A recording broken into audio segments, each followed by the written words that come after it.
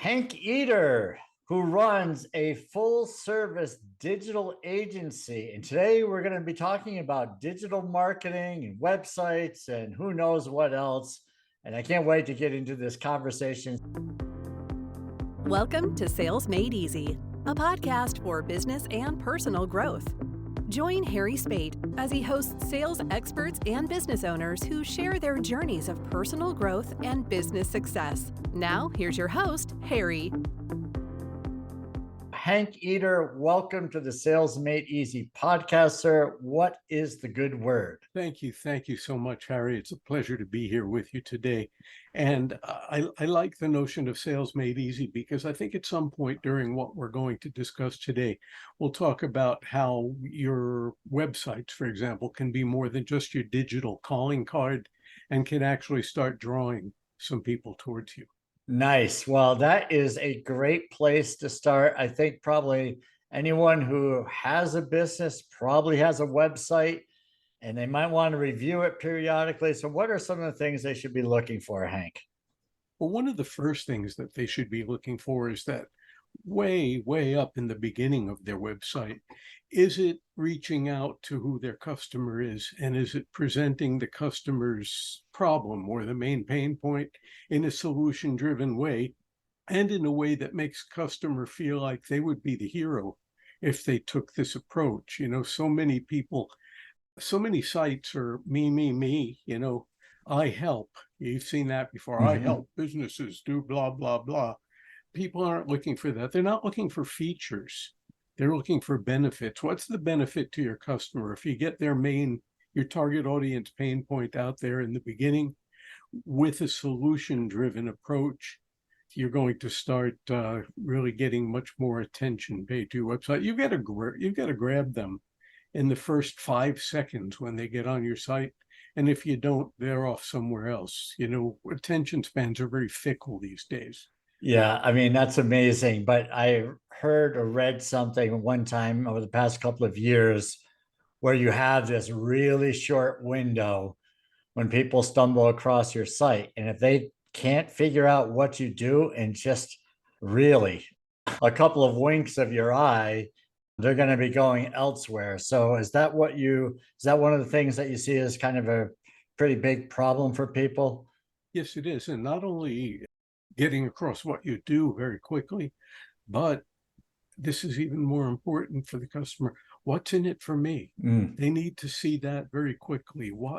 How will I magically transform if I get involved in this? If you can get that across to them in the first, 10 seconds of them being on your website, you have a much better chance that they're going to start clicking around and looking for the things that you offer.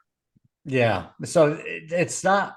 So maybe years ago, I'm just thinking about older websites, especially in the corporate business, there is a lot of selling of product where the product or the service was the hero, so to speak. Was that really a thing back then? Was that the way it was supposed to be? Because I still see a lot of that today where people are advertising or promoting what they sell versus how it impacts people. Right. That is definitely more old school. And I think in Yeah. the earlier days of internet marketing, I mean, some of this stuff goes back to before there was even the internet and people were doing infomercials, and they'd put that out there and they had all Yeah. kinds of innovative ways of doing that. Some of them would dress in ridiculous costumes and jump up and down like crazy people to get your attention. But the bottom line was the ones that succeeded were the ones that really showed a problem and a solution. And it's the same thing now with websites. I mean, you can't take that old approach. There are sites that specifically are online e-commerce shopping sites, and they should be because, maybe you're a vitamin company and, you have 25 different products you want to get out to the public, but you wouldn't begin with a bang by putting those products in everybody's face. You would begin up at the top of your website presenting some kind of a health issue that people want to get through. And then they'll be compelled to want to see what it is that these products do. What are the benefits? Benefits. That's Right. what we're always looking for. Yes, I remember one of the books I've read. I'm a big fan of The Only Sales Book You'll Ever Need by Anthony Iannarino. And in it, he talks about you are not selling your product, you're not selling your service, you're selling the outcome. So after I read that, it was like, oh, people are not buying sales coaching. They're not buying websites, right? They're buying the outcome, which is additional business, right? They want more business. They don't want to just have a website for the sake of having a website. They want that website to do something, which may be generate leads or generate business for them. And so a lot of websites are like really beautiful. And when someone says that about my website, they say, oh, it's a really nice website. And I've heard people say this over the years, and I kind of get a little red flag that goes up is that it's got to be more than just really nice. It's got to be more than just nice looking, right? That's right. Yeah. I'm still amazed at people, come to me with issues with their websites, or they want a new website. And I'm still amazed at how many people, they spend so much money on a website that's all bells and whistles, all flash, no substance. And it's like we said a moment ago, not only do you not know what they do, but you don't know what the transformation is. Like business coaches, you mentioned a minute ago, they're not selling business coaching, they're selling transformation, whether it's sales transformation or personal transformation or, some kind of customer relationship transformation. They're selling transformation. They're selling the outcome. So yeah, you're definitely right on that. Yeah. So what goes into what are some of the things that go into having a good website? Do you need like a ton of pages, or maybe someone that's starting out, what should they be thinking about? Well, I think, again, as I mentioned earlier, the most important thing to get across right up front is what is the transformation that you're offering, and it should be related to your target audience's pain point. Then you might have a little bit of background information about, who you are and what you've done, or not how you do it, but the type of transformation that you're really offering. At first you've got your appeal, then you've got to explain it somewhat. Then there can be an about section. If you're just starting out, you really don't need more than about 4 or 5 pages, depending on what it is that you're looking to do. And you don't need a super hard sell. You just need to reach these customers' pain point. But you'd need your home page with the pain points, with the transformation, with a call to action right up there at the top. Your call to action has to be there. Then some on the homepage, some information about the transformation, a little bit more details. You'll need an about page so you can talk a little bit about your background, but don't get too heavy into that. People don't want to know about all your fancy degrees and, Right. all the companies you've worked for. They just, again, want to know what you'll do for them. But you don't skirt it, you do touch on it a little bit. I have a background I'm giving you my scenario here. I have a background in journalism, public relations, and communications. I have a degree in journalism. I've been a news reporter and editor. I've worked for PR firms, et cetera, et cetera. But people don't want to know that as much as they want to know, what are you going to do for me? Right. But you have to get a little bit of this out so that they know that you've got the expertise. Right. But then another thing that comes is your social cred. And testimonials look really good on a website. You've got some happy customers, ask them for testimonials.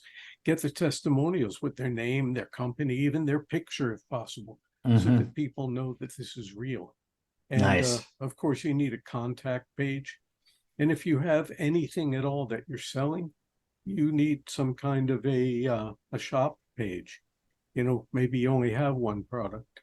If you have one product, you could probably get it somewhere else on your site rather than a dedicated shop page. But at the same time, if you intend to grow it, you'll need a shop page. And some people like to have a blog page. And I recommend strongly that people have a blog page.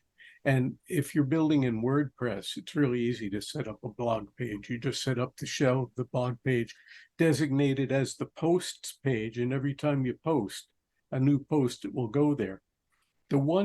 There's one main advantage to having a blog, and that is that one of the things that Google really likes in the algorithms, I'm going to issue a caveat here.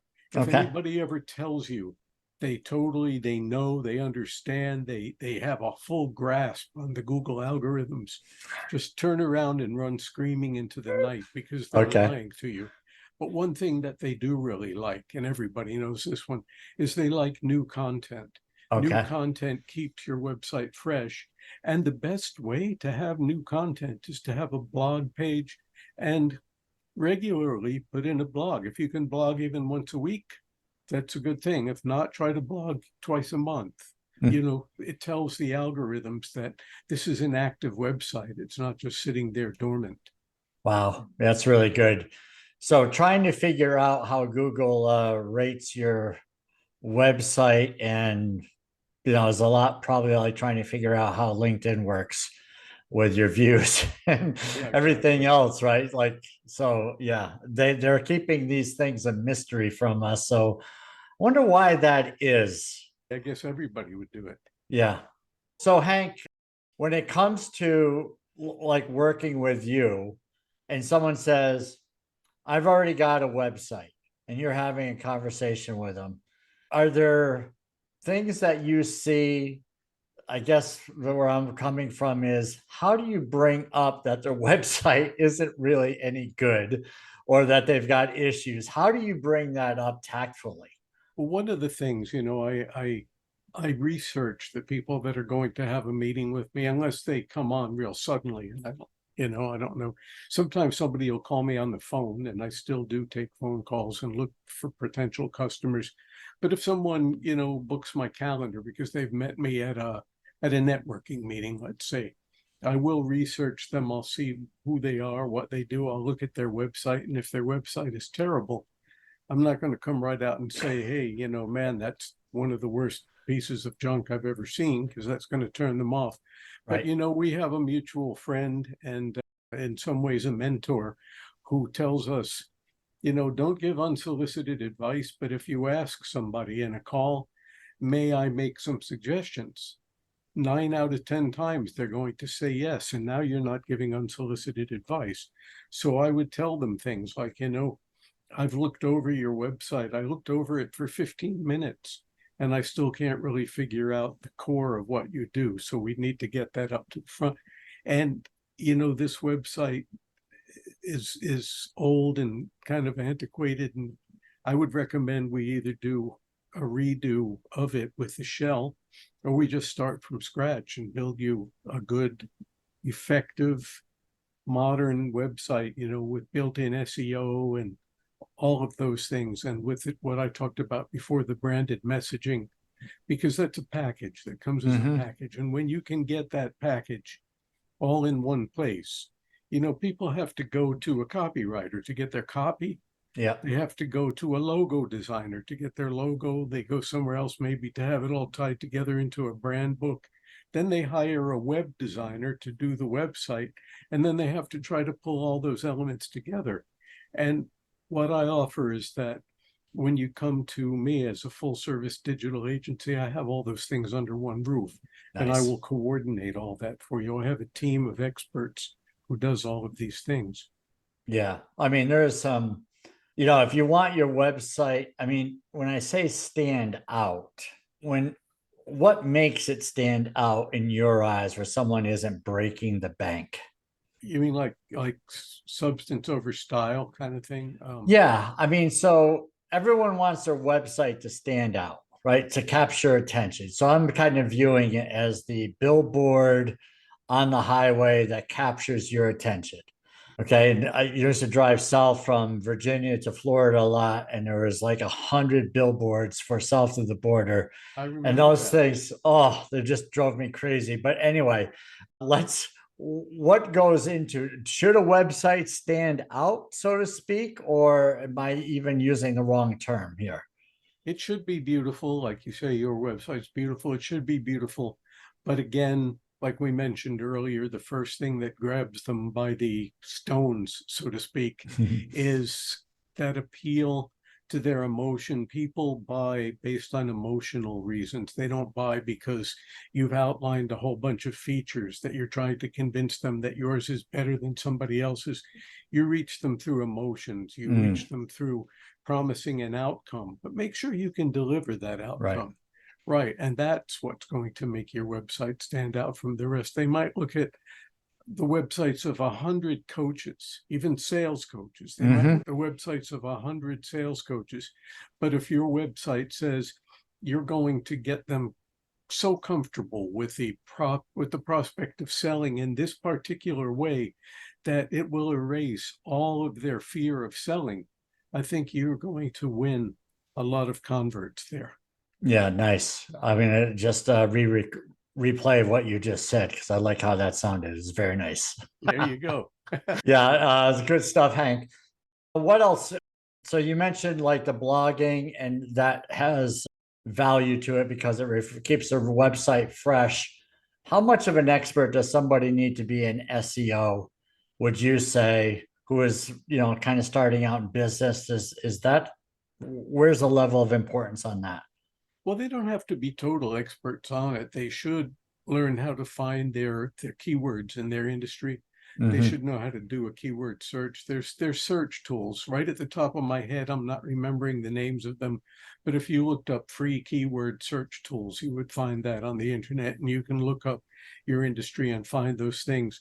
It's a balancing act, just Hmm. because you have 10, keyword terms for your industry, you can't like write in a way that it looks like you're just trying to drop that in there as often as possible. It has to be an organic process.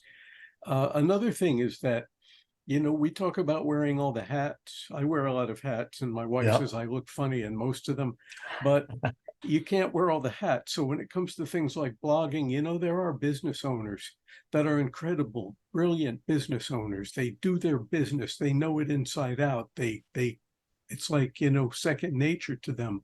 But the idea of writing a blog might be terrifying to them Mm. because, I know a guy who's very, very successful in business, but his reading and writing skills are not that great. He can get by enough to read things and assimilate them, but he's not going to write a Mm. blog. There's just no Hmm. way. So that brings me to one of the services of my full service agency. Here's a shameless promotion. I do blogs for customers. I do blogs across a number of industries. And my early experience as a general assignment newspaper reporter gave Mm. me the ability to go look into things, gather the information, and put it out in my own words. And today, for me, it's easier than it's ever been because, of course, the research on it is all right there online. Do some Right. research, get it together, and write a blog. I have, for example, a home inspector. I've been writing his blog monthly, and I think I just finished at the end of October. I just finished doing blog number 76. Mm. That's 76 months of continuous blogs for this customer. So Wow. he's getting something out of it, or he wouldn't be paying for it. So yeah. Right. Yeah. So there's definitely value there. So yeah, thank you for sharing that. Thinking earlier too is that, business owners, I know you're doing something that's helping business owners, the ones who are maybe don't have someone to talk to and kind of run these ideas by, because we could talk to three different web developers or three different agencies, and we may get three different opinions what we need to do first. So how are you helping small businesses kind of sift through the shiny object syndrome that seems to permeate this group of people? You definitely will get all those opinions. And it just put something into my mind, and I have to get this out before I answer your question, and Sure. I'll do it very quickly. It's that silly old joke. The guy goes to the doctor, and the doctor says, "I've got bad news. You've only got 6 months to live." He says, "Oh no, doc, I need a second opinion." The doctor says, "Okay, you're ugly." So anyway, going back, you asked Excellent. me about how we help small businesses. I have an online membership support community called the Home Business Success Community, and we have your back. Mm. One of the biggest complaints I get from home business owners is that they feel alone. Not only, because of the fact that they're on Zoom all day and they're really not getting out and mixing with people, although sometimes they go to one-on-one client meetings in the local area and stuff like that. But when I say they feel alone, they tell me they really don't have anybody to share ideas with or to spring, to act as a springboard for certain things. There's decisions that home business owners have to make, just like any business owners. Some of them are inconsequential decisions, like should I go to Office Depot and buy that $50 special chair, or should I buy the chair that's designed by the American Chiropractic Association, since I'm going to be sitting on my butt in it for so many hours? That's a no-brainer. But there's other decisions that home business owners have to make that can cost them thousands or tens of thousands of dollars, or can suck away dozens or hundreds of hours of their time if they don't make the right decision. And that's part of what we do in the home business success community. We bounce things off of each other, and it's a trusted environment. If you have an idea for a business, you say, I'm running my business like this, but now I want to approach this market and I've got this great idea. They're not worried that somebody's going to steal that idea and become their instant competition. Mm. Not that it's impossible that it could happen, but the reality is, Harry, people really aren't doing that. People guard very carefully what they think it is they do, because somebody's going to steal it. But nobody's going to steal it, because the chances are good, whatever idea you got, there's probably already 100 or more people on the web that are doing that very thing. But that doesn't mean that there's not room for you, because Right. you're going to do it in your own unique way. So yeah, we're all for one for all. We also have, starting back again in January, we have monthly Zoom workshops for members that approach the things that home business entrepreneurs need to know in a workshop kind of environment, and questions and answers. And a lot of that is also geared to what is it that our members want the next workshop to be? What's on your mind? What would you like us to address? And if I can't address it myself, then I find somebody who can address it. Because in our membership, and even outside our membership, people that I know who are experts in various fields, most would be very happy to come on for an hour and share something. So Nice. yeah, Yeah, it's that's super what. helpful. So, on this idea, what would be something that somebody would say potentially they're wasting way too much money on? What comes to mind for you on that? Well, for example, somebody thinks that they need fancy SEO to get their stuff out there. And I mean, they do need SEO. Everybody Hmm. needs SEO, but there's SEO people who will charge you, $400 or $500 a month for whatever it is that they're doing. They're giving you some backlinks. They're checking out your keywords. They're, doing confirmations that your keywords are getting you the results you want. But at the same time, there's a lot of that you can learn to do yourself.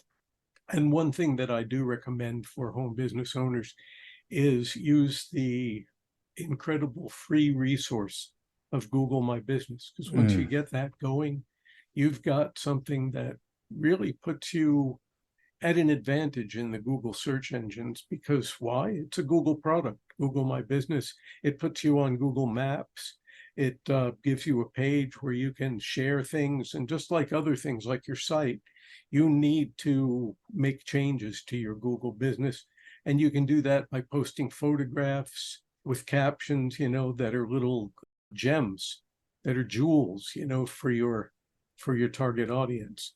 You can get so much traction out of Google My Business. I highly recommend doing that and learning how to do it right before you start spending a whole lot of money with SEO experts. Okay. Yeah. So there you go. So there's a simple tip that could save a lot of money. I heard of someone in the recent past that's spent their last $3,000 on SEO, and their business not going to happen that fast, right? If you're on your last dollar, that's probably, I mean, buy groceries or something.